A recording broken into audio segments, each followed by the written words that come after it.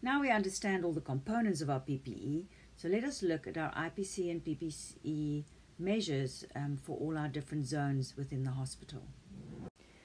Different areas will need different measures, and so we have defined each area in Nkqubela as a specific zone. Blue zones are our very low-risk areas, very improbable that there will be a case of COVID-19. Yellow, our entry zones, there's possible risk, and orange are the areas where there are actually people under investigation and waiting for their test results. We'll start off looking at our blue zones. So these are areas where the risk of COVID-19 infection is very low because we have screened out any possible patients or visitors with risk and they've been deflected to other areas. In blue zones, we include all of the following.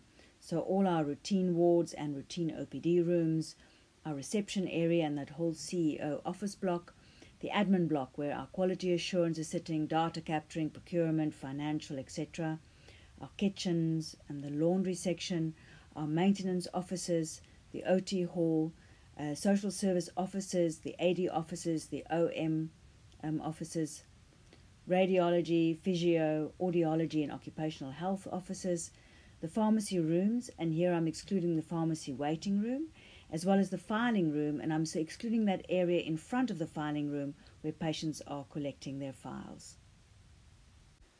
Although blue zones are considered relatively safe in terms of COVID-19, we still need to be vigilant. The risk in these areas are usually posed through staff, where a staff member might have been infected with COVID-19 in the community and may be asymptomatic. Although most transmissions happen from persons with symptoms, asymptomatic disease do contribute to some infections. The first measure in our blue zone area is self-screening. We expect every staff member to be aware in the morning, before you go to work or on arrival, if you have any of the following: a new or a worsening cough, a new sore throat, a new fever over 38.5 degrees, or a new or worsening shortness of breath. In all of those scenarios, you must report to your section head as well as your occupational health nurse for a COVID-19 test and further instructions. All of these areas also have to have the measures that's being put in place in all public spaces. Social distancing absolutely key, and we have to look carefully at our wards as well as our offices of being able to be sure we can work within with that 1.5 meters apart. That's also important for our admin spaces, maintenance spaces, kitchen spaces, tea rooms, etc.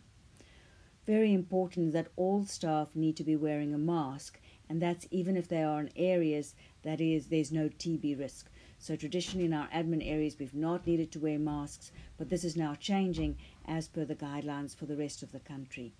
Remember, this wearing of the mask is not to protect yourself from infection, but is protecting others in case you have a COVID-19 infection. The choice of mask will be the mask that you are using in the facility for the rest of the day, so for most of our staff that will be the N95. And our most important measure still is hand hygiene for that possible contamination risk. So every single area needs to have a sanitation station stood at the entry of that area with reminders to clean your hands. Remember, this can either be through washing your hands for a good 20 seconds or if applying hand sanitizer to ensure that both hands and wrists are completely covered as per the various little teaching videos that are out there. Now we'll move on to our yellow zones. Yellow zones are where there might be people with COVID-19 and includes all our entry zones, so for example the gate and the screening areas for visitors and patients. I'm also going to include here the pharmacy waiting room area as well as that front area in front of the filing room where patients collect their files. At our entry gate and the zones where we are screening patients to see whether they might have symptoms of COVID-19, we are seeing people who may or may not have the virus. By far, our most important method for reducing that immediate transmission route is through social distancing and keeping those 1.5 meter distances. The second most important method is giving all of our patients masks, the mask of choice as per our TB IPC model for our hospital. Our healthcare workers are all wearing masks anyway, but this is more protective for the TB than for the COVID. For indirect contamination transmission route, hand hygiene is still the most important, and possibly an apron if, for example, you're leaning over a table to take a temperature. There are no aerolizing procedures in these areas, so any extra PPE is not needed.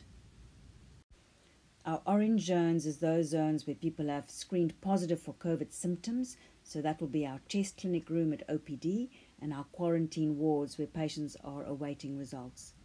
Very important that these areas will only have essential staff. So, for example, patients will have to wait till they get to their routine wards for physio, radiology services, social services input, or audiology, unless any of those are urgent. In our quarantine wards, we have admitted all the new patients and they are awaiting their COVID-19 test result. At the moment, most of them are at a low risk of COVID, and TB is our main concern. To reduce immediate transmission, we will ask patients to stay in their beds within a 1.5 meter quarantine area, and when any staff member enters that area, the patient must put on a surgical mask. That prevents them from spreading droplets directly onto staff members. Healthcare workers will still be wearing masks as per the TB IPC controls, and for indirect transfer, rigorous hand hygiene is essential. An apron is useful for preventing contamination when, for example, touching the bed or clearing away equipment and plates. These measures are more than adequate for normal, non-aerolizing procedures.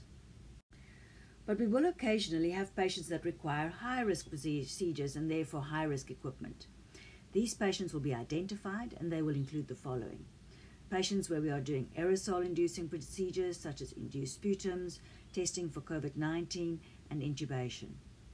Patients who require close body care, for example lifting and moving of bed-bound patients or giving bed baths and nappy changes.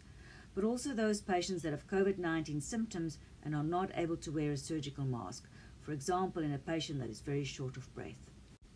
If the patient's not wearing a mask, that poses a risk to staff nursing that patient within that 1.5 meter quarantine zone. So for these high-risk procedures, this is where we bring out all the bells and whistles. We will still use masks for our patients if possible, and staff must wear an N95 mask if they're not already doing so. Hand hygiene is essential.